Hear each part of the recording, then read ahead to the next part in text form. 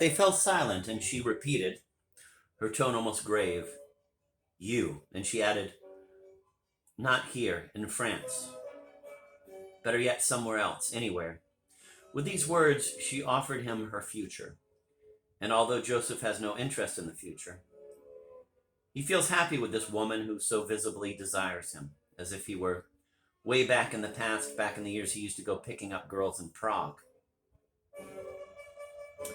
As if those years were inviting him now to take up the thread where he broke it off. He feels young again in the company of this stranger, and suddenly it seems unacceptable to cut short the afternoon for an appointment with his stepdaughter. "Will you excuse me? I have to make a phone call." He gets up and walks toward a booth. She watches his slightly stooped figure as he lifts the receiver. From that distance, she sees his age more clearly.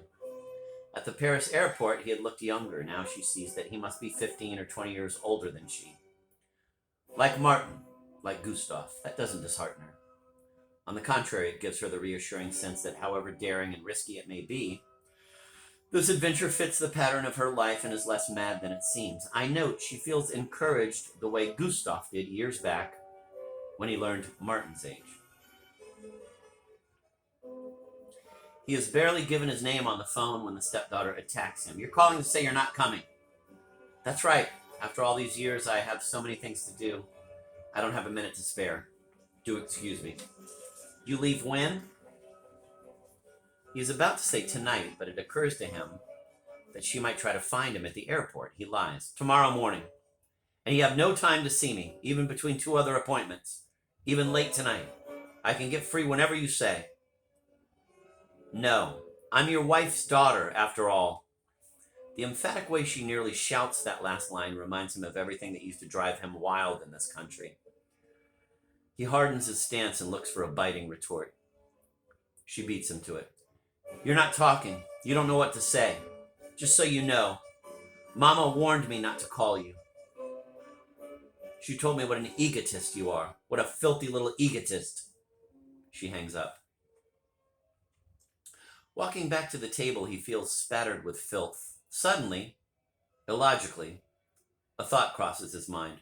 "I've had a lot of women in this country, but no sister."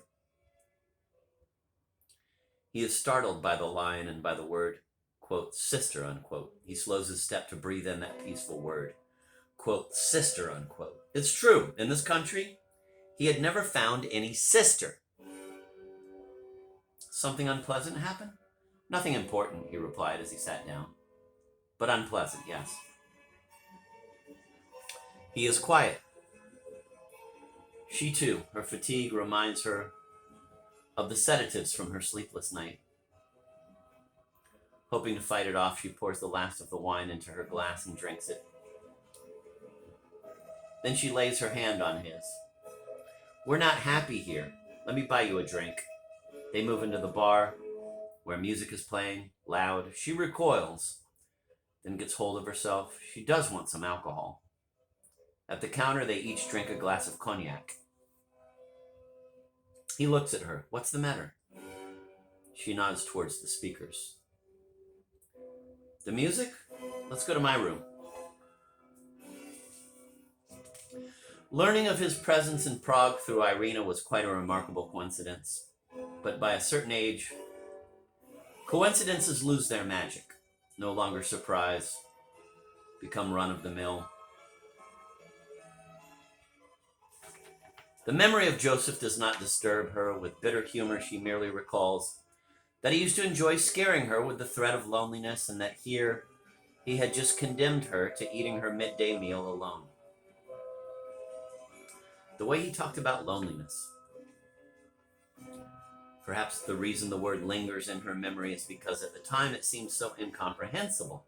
As a girl with two brothers and two sisters, she detested crowds. For studying or reading, she had no room of her own and had a hard time finding even a corner to withdraw to. Clearly, they had different concerns, but she understood that in her boyfriend's mouth, the word loneliness took on a more abstract, a grander meaning. Going through life without drawing anyone's interest, talking without being heard, suffering without stirring compassion. thus living as she has in fact lived ever since then. In a neighborhood far from her house, she's parked her car and starts looking for a bistro. When she has no one to lunch with, she never goes to a restaurant where, on an empty chair across the table, loneliness would sit down and watch her, but instead eats a sandwich at a counter. Passing a shop window, she catches a glimpse of her own reflection. She stops, looking at herself as her vice, perhaps the only one. Pretending to look over the merchandise, she takes a look at herself. The brown hair, the blue eyes, the round outline of the face. She knows she's beautiful, has always known it, and it is her sole good fortune. Then she realizes that what she is seeing is not only her vaguely reflected face, but the window display of a butcher shop. A hanging carcass, severed haunches, a pig's head with a friendly, touching muzzle, and farther into the shop, the plucked bodies of poultry with their claws lifted, impotently and humanly lifted. And suddenly horror shoots through her. Her face crumples. She clenches her fists and strains to banish the nightmare.